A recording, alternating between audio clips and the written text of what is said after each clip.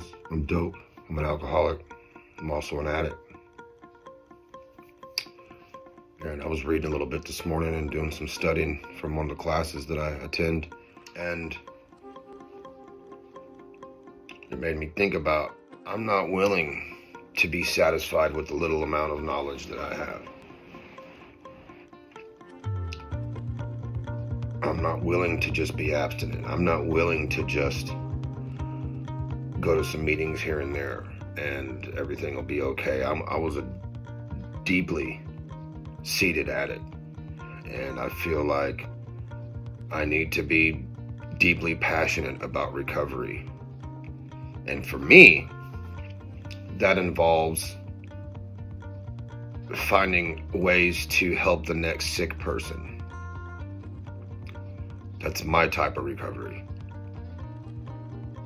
And anytime I speak about something, I'm not saying that this is a black and white truth or fallacy. I'm speaking experientially.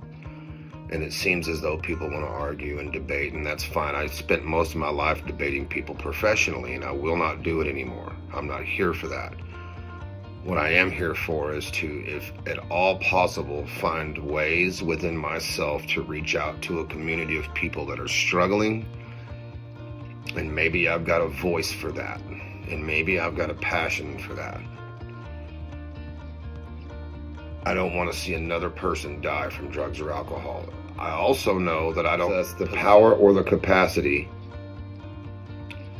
to stop that altogether. That's would be crazy and selfish and insane for me to think that.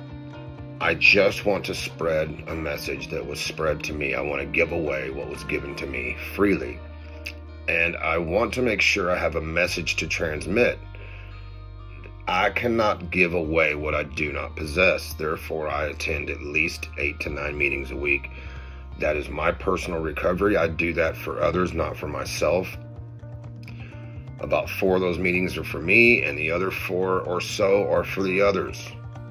So that I have a message to transmit, so that I have a way of living that has experientially become true. I love addicts and alcoholics to my core. I say this all of the time, and I attempt to show it all of the time. However, I am not perfect. Not that I'm necessarily doing good, but I'm doing better than I was the day before. I don't want people to die, and if someone has a problem with that, they've got a problem that's far worse than me. It's their inner self. My only objective is to help save lives in any capacity that has been passed on to me. I do not own any of this knowledge. I did not come up with any of this knowledge. It is experiential wisdom. What I do know is, in my life, I am recovering from addiction and recovering to something. A higher plane of thinking, a place where I can be of maximum service to others. These are types of recovering towards, and I am doing the best I can to find those places and possess those capacities. I myself know very little. I don't know a lot.